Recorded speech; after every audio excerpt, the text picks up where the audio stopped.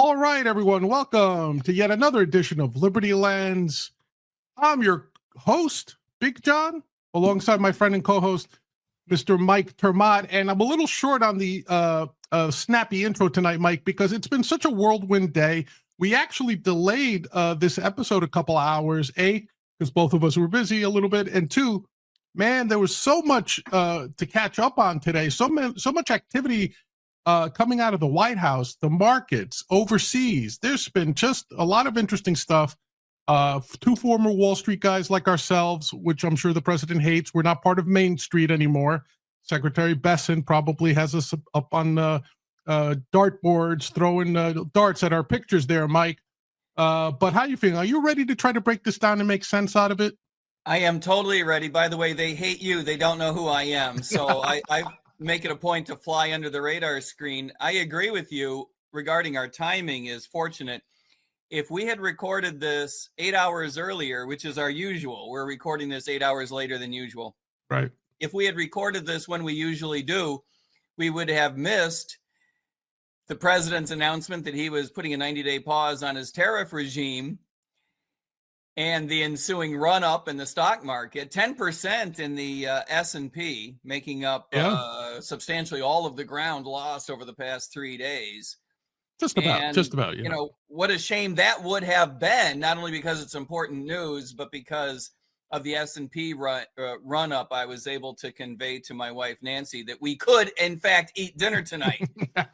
True. Yeah, it's really interesting how all that worked out. But that's also part of what we want to talk about. So the glasses are coming on because maybe we want to be a little studious tonight, at least on my part. Okay, Mike, let's start off with the basics. Again, let's start off with very little stuff. And some of this might seem nerdish to some folks. We'll try our best to use English as much as possible.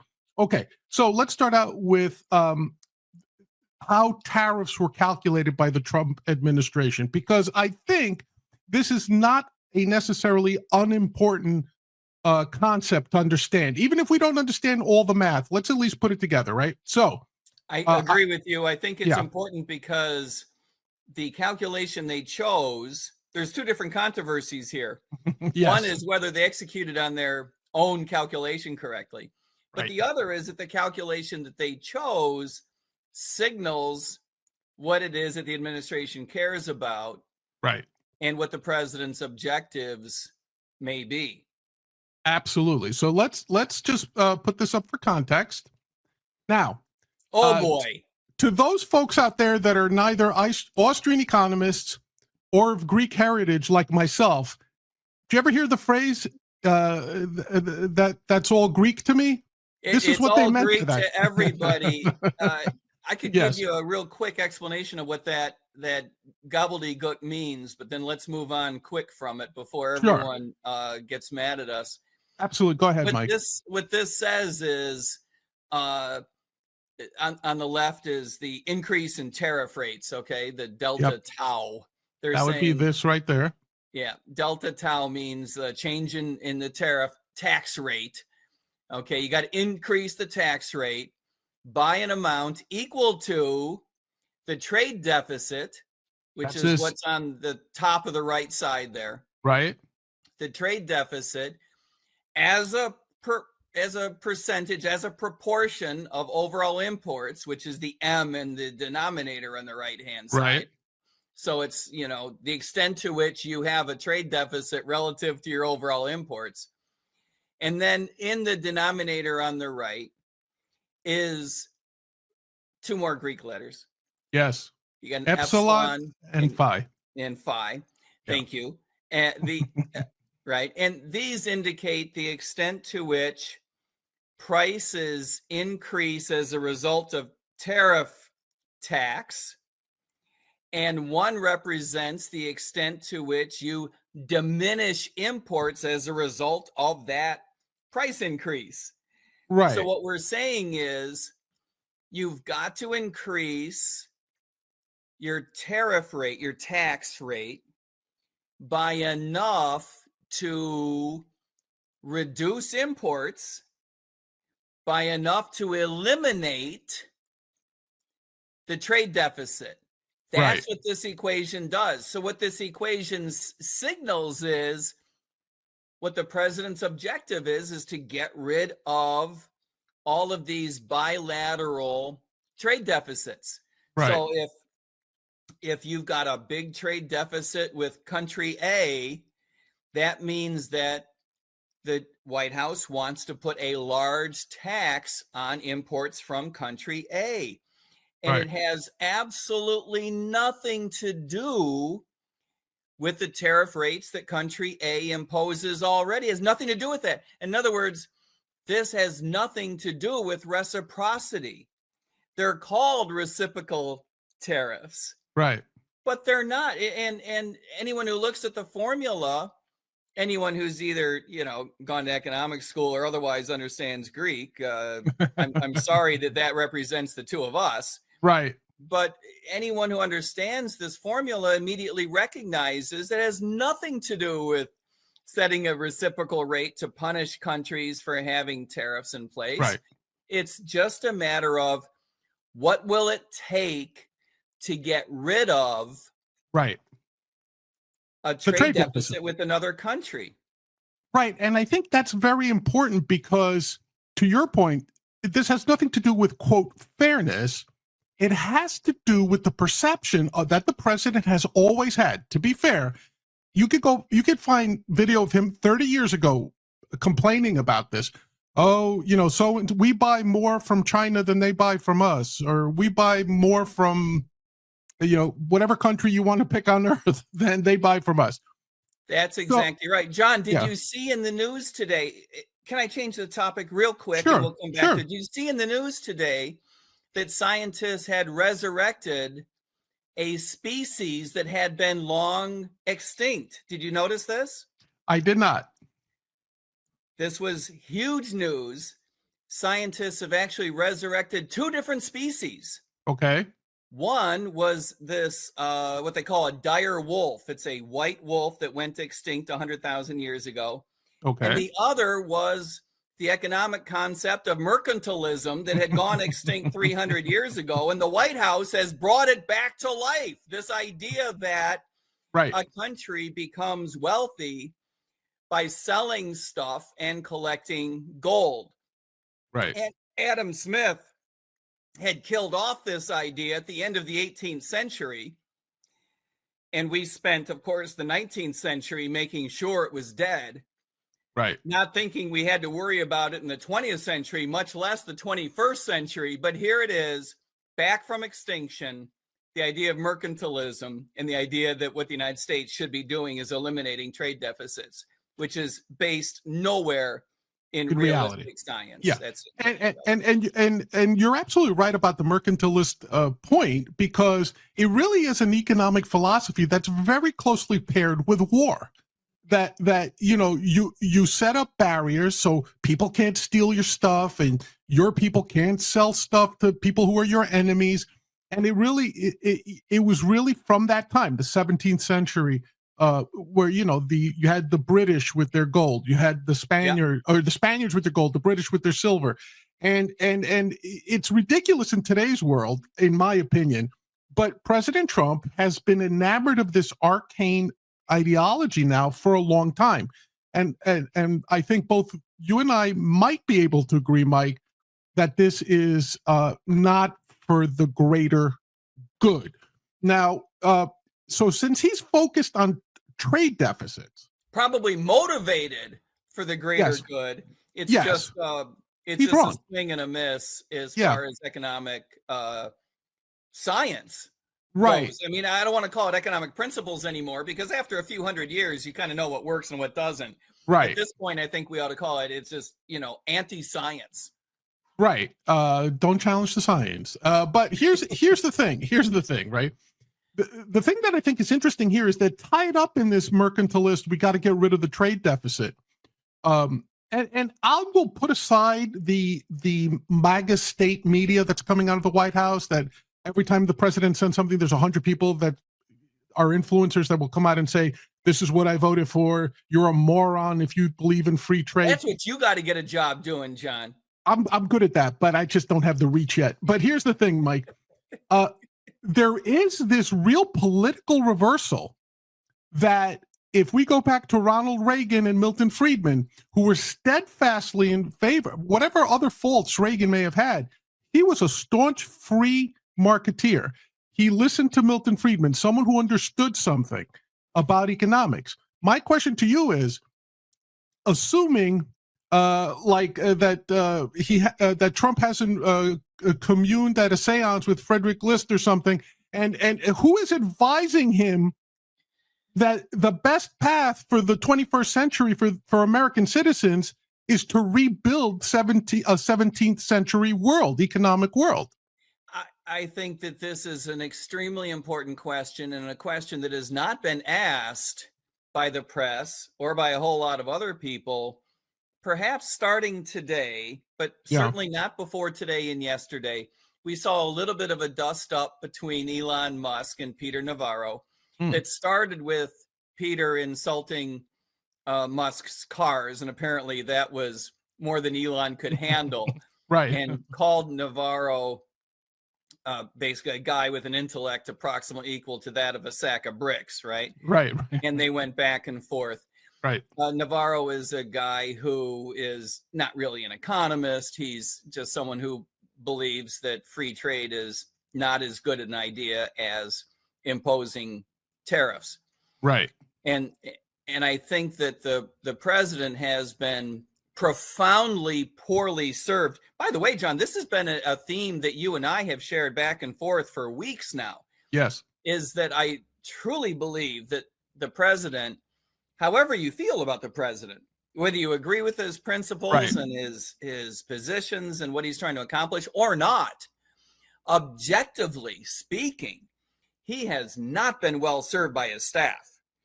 Whether it's on tariffs or people putting together signal chats or people developing his communication program, he has not been well served.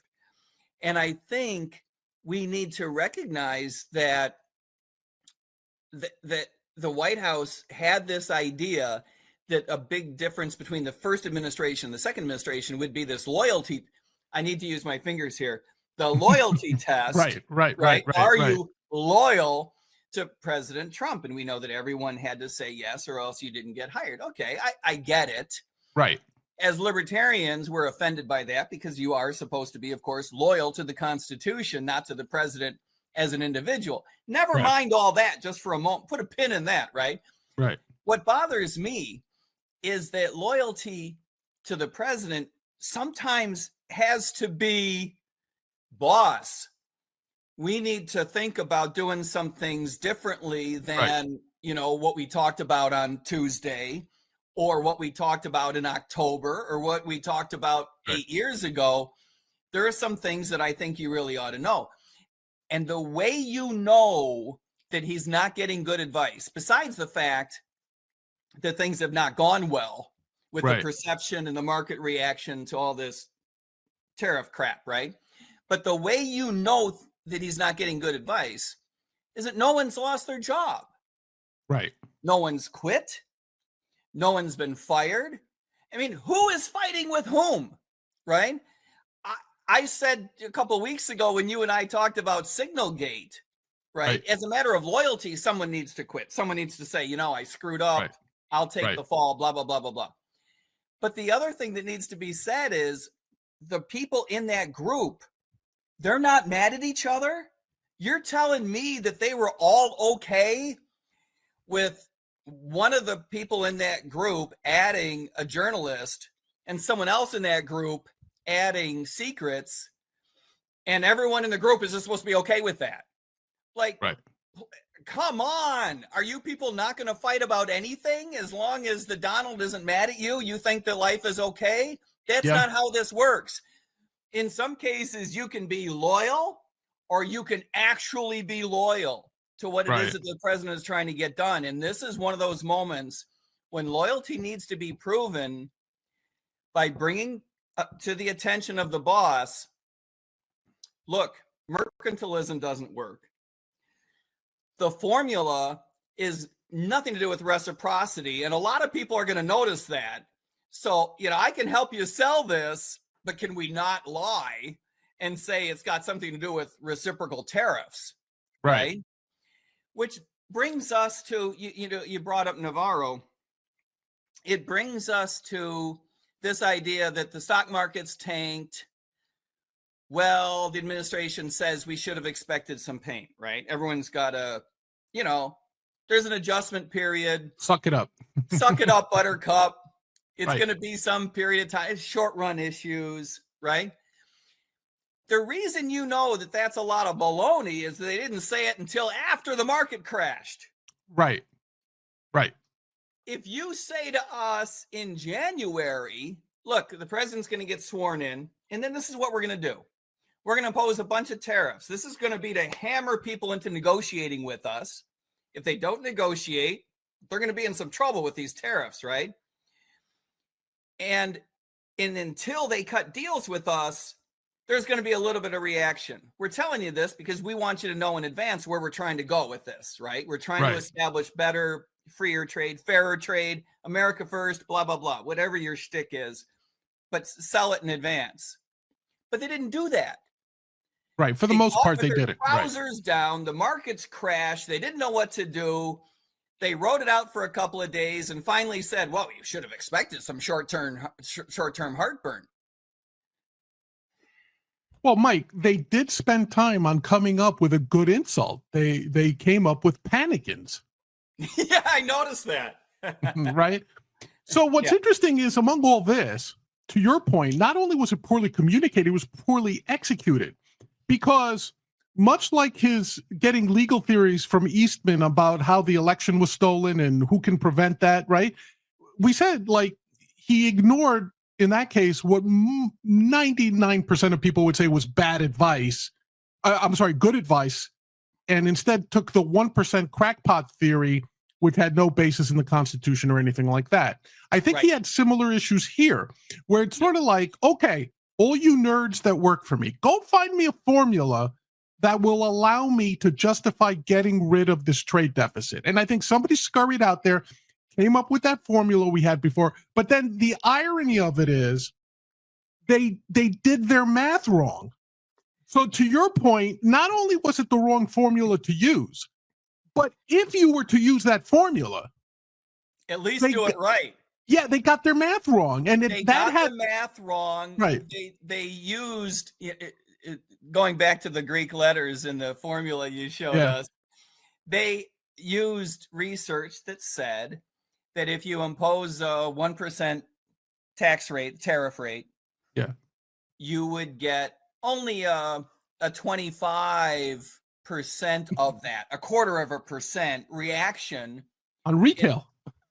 In prices, right? And that's because the research shows that only a 1/4 of it gets passed through to retail customers. Right. But what the research also said that they weren't so good at reading, apparently. Right.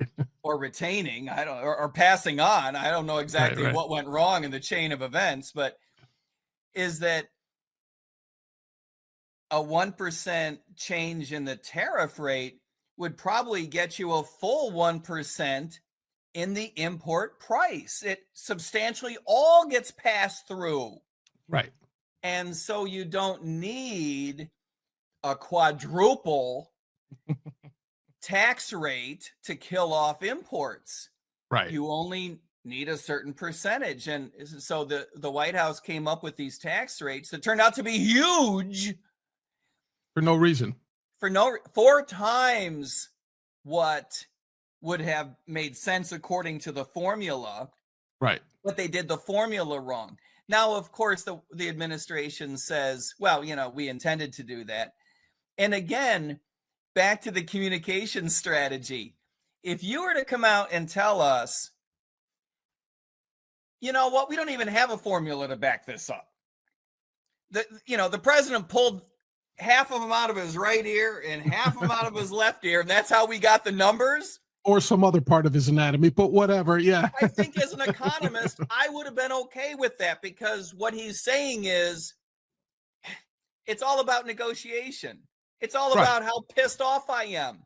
If I'm pissed, I'm going to give you a big number. If I'm not pissed, I'm going to give you a small number. Everyone call me 4, 5, 6, 1,200, and we'll negotiate these out.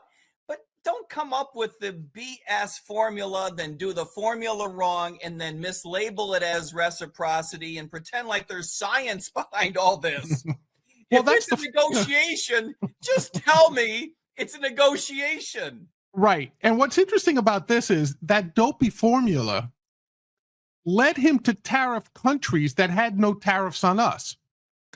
So you look at something like Australia, by virtue of the fact that we have a trade deficit with Australia, they got hit with a tariff. And you see all these folks from Australia on X saying like, wait a second, we're not tariffing you guys. Why are we getting hit with a 10%? Because according to the formula, we have a trade deficit. So we want to get rid of the panic if you're Australian, because what are you going to do about it? Right. You got nothing to negotiate with. You've already lowered your tariffs away. Right. They'd have to go deflationary and give stuff away literally for it to make sense. So that would, to me, is also the dishonesty of it, right? Because the truth of the matter is, to your point, it has nothing to do with the reciprocity. They're just they're hoping there are not enough Greeks in this country or Austrian economists to understand what all that gobbledygook was that we had up on the screen, Mike. And for the most part, sadly, to your point, most people didn't understand it at all. And FYI, the first place that I became aware of this is when you read it, a paper that was put out by the American Enterprise Institute, a think tank. FYI, a conservative think tank, not one of these Marxist, liberal, libtard think tanks, but a conservative one, someone that... Not only conservative, John, but notably Republican. Very notably, yes. And so now the White House felt like they had to attack AEI, which is complete. Like right. What are you doing? What are you doing? You're better off just saying, I know this isn't in their wheelhouse, but you would have been actually better off to say, you know what? You're right. We got that wrong, but it doesn't matter. Because we don't care. Right. And because the president today announced that he's pausing the tariffs on pretty much the whole world, except for a 10% tariff, which we also hope will eventually get paused, except for China. Right.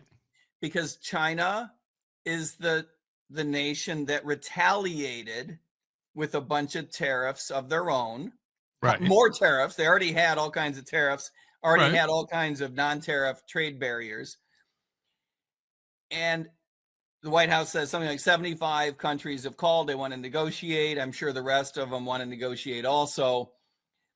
Think, John, and by the way, the stock market ran up after that, right? Yeah. Now think how lucky, communications-wise, how lucky the White House is that China came up with a different plan than everybody else, because now the White House has an excuse. Never mind the formula. Never mind mercantilism. Never mind everything. What we really mean is everyone's going to go negotiate with us. We're going to come out looking good, and we get to punish China because China retaliated against us, which is pretty much where you would want to be anyway, because China has been a bad actor in terms of trade for decades, including during the first Trump administration. They steal our intellectual property, and they steal all kinds of other secrets, and they have weird trade barriers, and they subsidize businesses that they want to subsidize, and they mix trade and militarism around the world, and they do a lot of stuff that's against America's interests. If you had come out of the box January 20 and said, you see where we're going here. If you had said, this is where we want to be. Right. You could have avoided all of this silliness. Yeah. And also, like, why are you cheering on that you got Vietnam and Australia to capitulate? I don't understand. Like, what, like they had been the big problem. Well, that's my point. It's like, what do you ridiculous? And listen, I want to play a quick video by a Republican senator who actually realized at some point, Mike, that the authority to levy taxes and tariffs, since tariffs are taxes, is actually laid out in Article 1, Section 8 of the Constitution. And guess what? It's not the president's authority. It's that of Congress.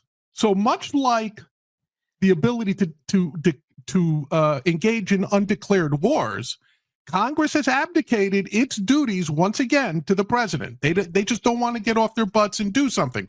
So let me see if I could bring this up. And I thought this was interesting. Republican, I am a supporter of Donald Trump, but this is a bipartisan problem. I don't care if the president is a Republican or a Democrat. I don't want to live under emergency rule. I don't want to live where my representatives cannot speak for me and have a check and balance on power. One person can make a mistake. And guess what? Tariffs are a terrible mistake. They don't work. They will lead to higher prices. They are a tax, and they have historically been bad for our economy. But even if this were something that was magic and it was going to be a pot of gold at the end of the rainbow, I wouldn't want to live under emergency rule. I would want to live in a constitutional republic where there are checks and balances against the excesses of both sides, right or left. All right. So that was Senator Rand Paul, son, of course, of Ron Paul, a libertarian icon. And he addressed the political nature of it. Arguably a libertarian icon himself. Arguably, yes. He still has that R by his name, but we'll work on that. But the point being is everything he said was spot on. And if you listen to the whole 30-minute speech that he made on the floor, he also railed against why these tariffs are bad, how free trade has improved the lot of individuals around the world. And that when there's tariffs in place, our buying choices are limited. More money leaves our pockets for the same goods that cost us a lot less, say, prior to the tariffs, whether that's electronics, food, utilities, steel, whatever. It affects small businesses. It affects everyday man. So it angers me to no end when you hear someone like Besant get on, or Lutkin get on, and say, hey, wait a second. Guess what, folks? All those 401ks that President Trump used to campaign and say, look at your 401k and see how bad Biden is doing. Yeah, well, forget about all that. That was nonsense. What we really mean is that 401ks are for the elites. For you Main Streeters, this is going to be awesome because we're going to build factories in this country that screw screws into Apple iPhones, according to Lutkin. That's a direct quote. That's what the president is after. Let's build those factories that are going to go screws into iPhones, which, by the way, might cost $3,000 if you were to build them entirely here in the U.S., right? So talk to me again. We've talked about tariffs and why they're bad, but who is, I mean, I know there's people who believe this, but who believes this nonsense that a good thing to do would be to reinvent the industrial age as if it was 1850 in this country, that is where our country's best interests lie? People who believe that the 20th century was the right type of economy for 21st century America also believe that 17th century economics is the way that we should look at the science of understanding how to advance our standard of living. I don't believe that it's a coincidence that those two groups of people have substantial overlap. This goes to, as I was saying before, a real problem with the staff work around the president. And by the way, I think this is going to be a problem in terms of negotiating with China. I wouldn't want to go out on a limb and say that the Chinese government is full of people who are dumb. But when it comes to economics, they're what we would call dumb. Okay. But they are also what we would call not very libertarian, right? So imagine how this negotiation is going to go. Right. We're going to punish China. What's the tariff rate on China? I haven't checked in the last 20 minutes. I think it's like $125 maybe. I think it was 104, and I think he upped it after they retaliated again. So I think it's let's just say it's at least 104%. It's over 100%, right? Yeah, it's over 100%. Coming into the United States from China is going to have to double in price. Okay. At least, yeah. And the theory is that the Chinese government is going to say, oh boy, that really stinks. We're going to have to react to that in a way that causes us to negotiate with the United States toward free trade. I doubt that. I seriously doubt that the People's Republic of China is run by a communist party that lies awake at night and worries about economic efficiency, that worries about its citizens' rights to engage in transactions as they see fit. Right. That worries about the growth in income or lack thereof because of the lack of efficiency. Right.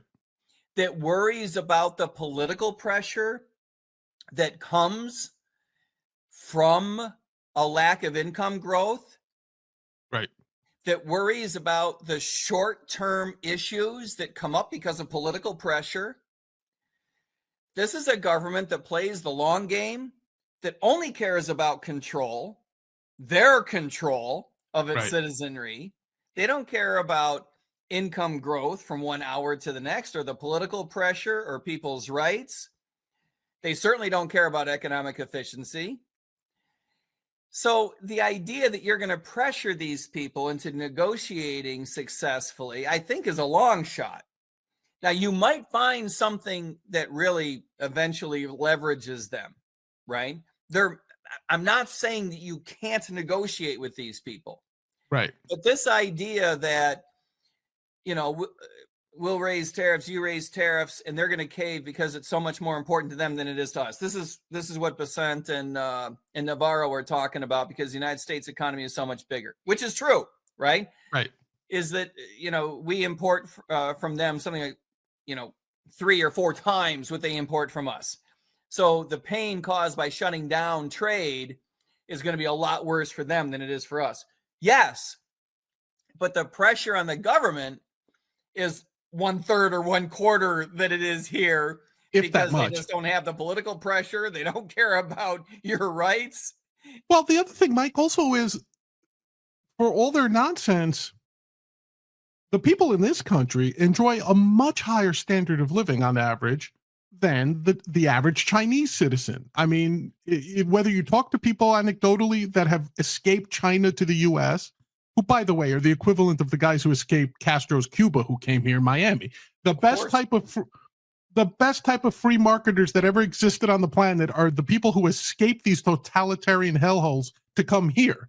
And when you talk to them, they say things like, "I can't believe we're doing this." It's like we're acting more like China now, so that to me is also the issue, right? Like, for you to defeat China, you have to essentially become China when economically, right? You have to raise tariffs. And for them to defeat us, they would have to become more like we were until a month ago. That's what I'm saying. They can't do it either. That's crazy. It's so crazy. And the American people, I guarantee you, Trump is a populist. The second he sees sentiment turn against him, like as soon as the Benny Johnsons, DC Dranos, Cat Turds, and all these other like paid media actors from the state, all of a sudden, as soon as their influence runs out and you can't get enough witticisms and panicking slogans and crap like that going, people are going to feel pains. I mean, even on Fox News today, I saw it. They were having a case study, and they said, look, there's this small business owner here in the U.S. He's a special needs toy maker. So he makes toys for kids with special needs. As a result of this tariff, his costs were going from $17,000 a year to $136,000 a year, because of the parts, and then the tariffs and the levies and the added costs and all this. And he said, guess what? If this keeps up, I'm out. I'm out. I have to shut down my business. How is that helping the small business person? And by the way, it's not just China. The same thing happens with the Canadian tariffs, with the Mexican tariffs. Of course, and this is why, to your point, the stock market, crumbling the last several days is what put enormous amount of political pressure on the administration. Right. And in my view, they just got lucky that China reacted badly and they were able to switch the narrative to, well, we're punishing them because they behaved badly with retaliation, and we're going to put a pause on everyone else because they didn't. So we wound up in a place that allowed the stock market to run back up.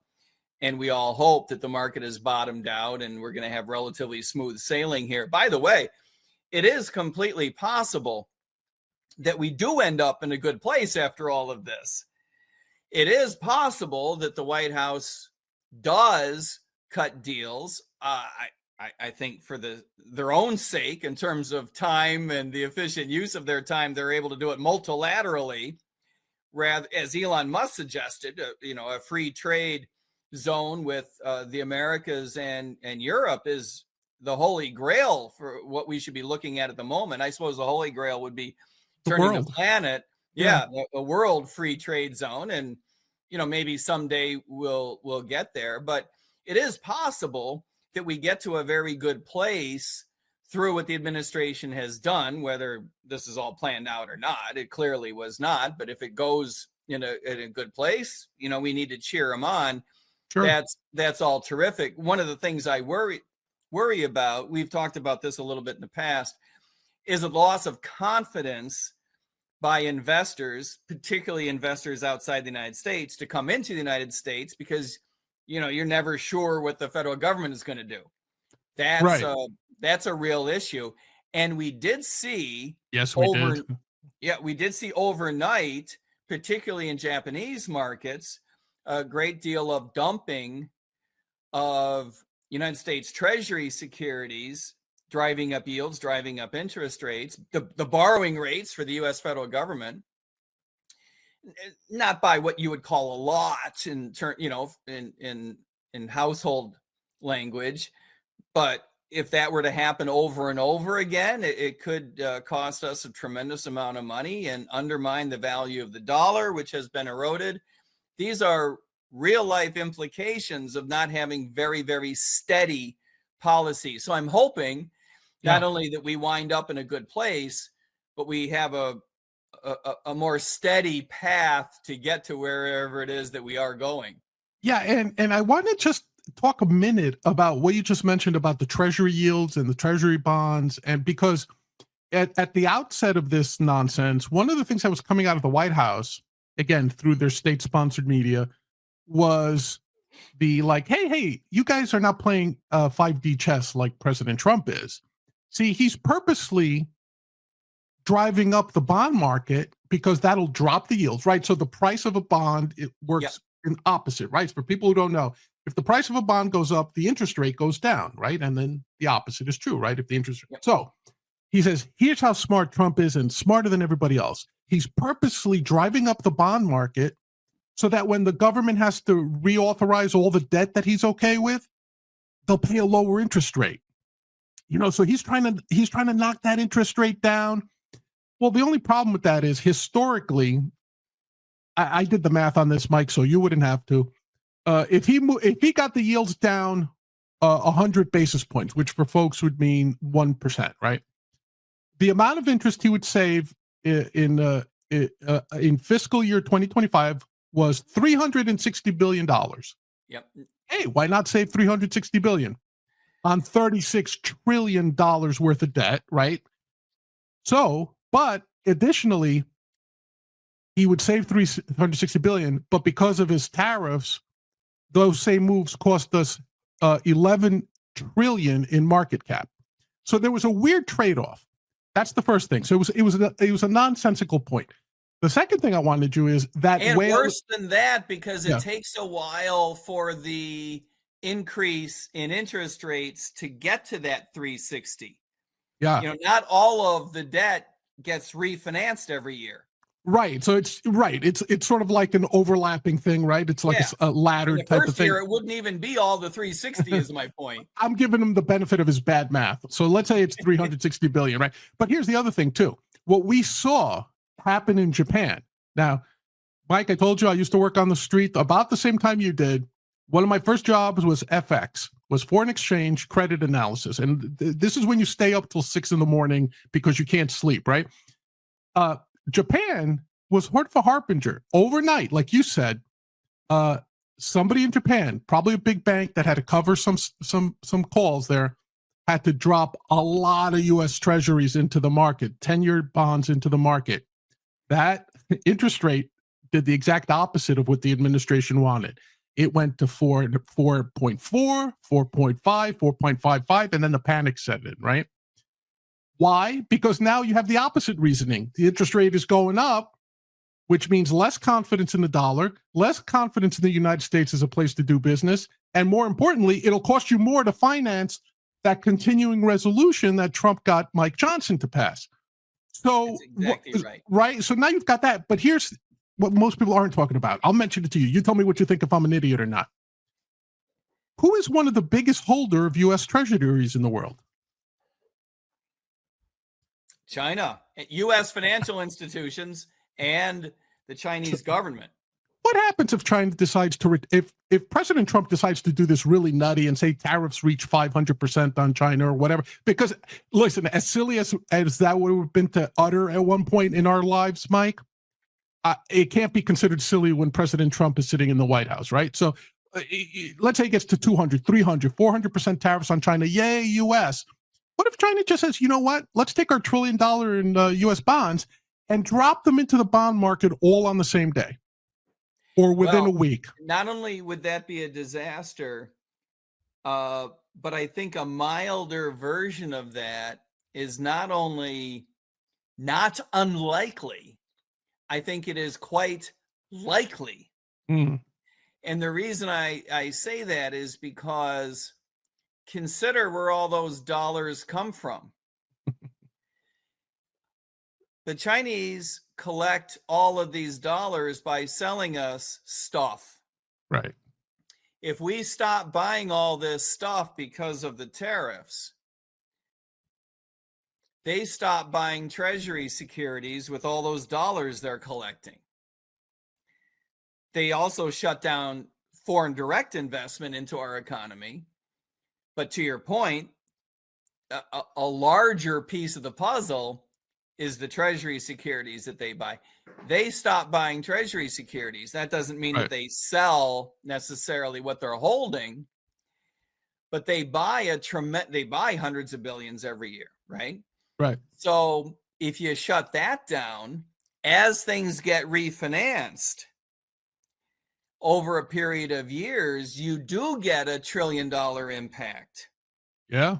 So it's a milder version of what you're saying. But well, mine is the nuclear option. I'll grant you. That's the nuclear option, which could happen. Right. But even if the Chinese didn't make any decision whatsoever, if we made it for them and shut down trade with them or diminish trade with them, right, they're just going to have fewer dollars to invest back into treasury securities. So it's going to happen whether you want it to or not over time. And if that happens, and the rest of the world is seeing this constant battle, the back and forth, the dumping of treasuries, the lack of purchase of treasuries, what does that do to the status of the dollar as the world's reserve currency, which quite honestly is a big boost to our economy? It undermines it and raises the specter that someone else should be challenging it. As you and I have discussed in the past, there isn't an obvious suitor to replace the dollar at the moment, but whoever it is who's going to be collecting dollars, if we pick up with a giant trading partner other than China, or if international trade shuts down is a little dramatic, but diminishes over time, diminishes over time, it could mean that the United States dollar does remain the reserve currency, but it could be that's just not that important anymore. Right. If there's not as much trade, then the fact that we are the dominant reserve currency, ho-hum, because it's not an international economy anymore. And that would be a shame, because we still do need to refinance all these treasury securities. which brings us back to what we're going to have to start talking about next week or the week after, which is the government stopping from spending so much money and needing to raise all this debt, and where the budget resolution is going in the Senate and the House. Wouldn't that have been just we could talk a full show next week, but wouldn't that have been the much simpler solution? I posited that to one of these MAGA people I was like, hey, wouldn't the simple solution have been if he just said, hey, let's cut spending by 5% instead of increasing it by extending Biden's budget, right? You would have knocked down the interest. You would have knocked down the debt. Consider, you're not going to want to, your audience is not going to want to hear this, I'm afraid.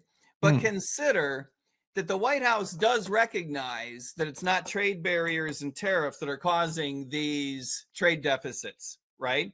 We saw that in the formula they chose for driving reciprocal tariffs. They know that they're not reciprocal. They know they have nothing to do with foreign government tariffs. Okay. Right. What they're doing is they're trying to come up with a tariff to eliminate the trade deficit. Okay. That's your goal, is to eliminate the trade deficit. The trade deficit generates dollars that go abroad that come back and buy treasury securities. That mechanism works in the other direction too. If you stop borrowing so much, you won't run such a trade deficit.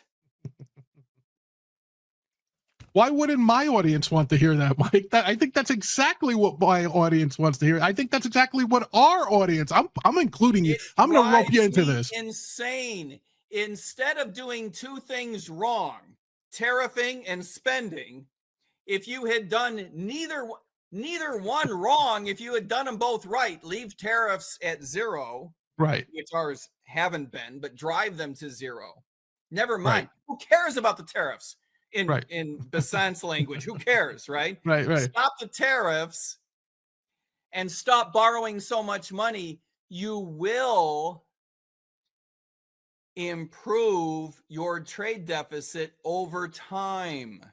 Right. It's one of those things that doesn't need a shock and awe to the economic it just takes environment. Smarter policy based on long-term, tried and true economic principles. Wow. Okay. You know what, Mike?